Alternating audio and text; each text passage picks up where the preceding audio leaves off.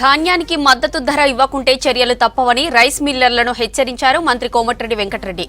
రైతులకు అన్యాయం జరిగితే సహించేది లేదన్నారు.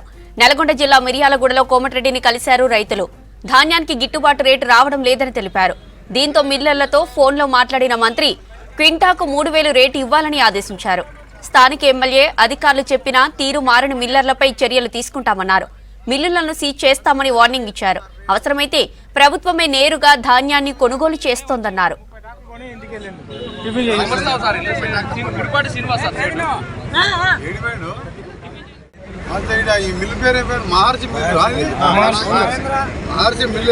రైతులందరూ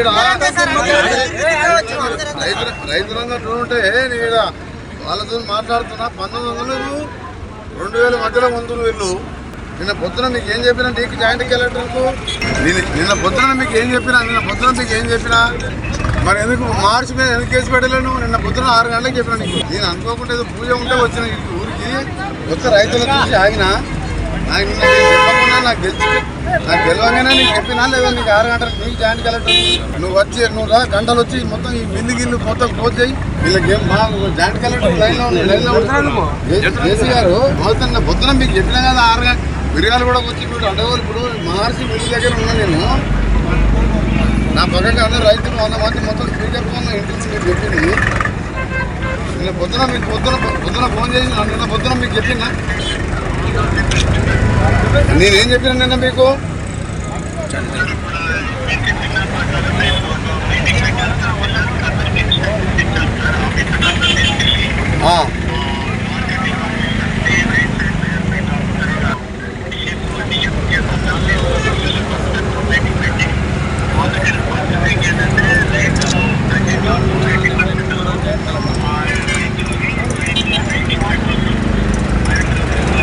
అవును అది నేను చెప్పింది నువ్వు వచ్చి ఇలా చెప్పినావు.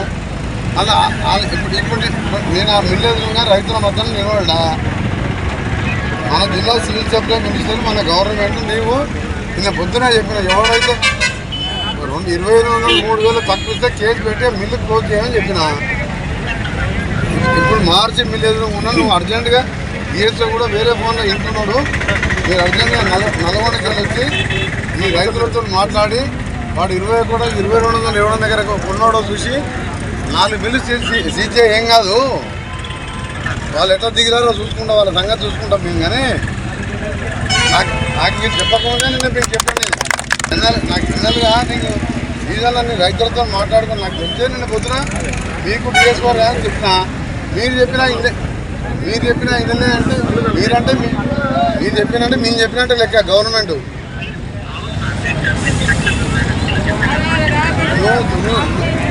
ఇప్పుడు ఈ మార్చి మిల్లు ఫస్ట్ సీజ్ చేయి, లేకపోతే 3,000 కొంతలో అడుగు. కొనకుండా బంద్ చేయమని దాని సంగతి చూసుకున్న గవర్నమెంట్ మేమే ఉంటుందిగా.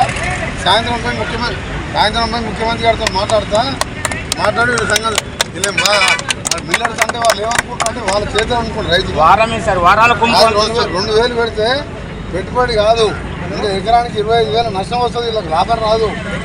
సన్న బియ్యానికి ఎంత పెట్టుబడి పడుతుంది, ఎకరానికి ఎన్ని క్వింటాలు వస్తాయి.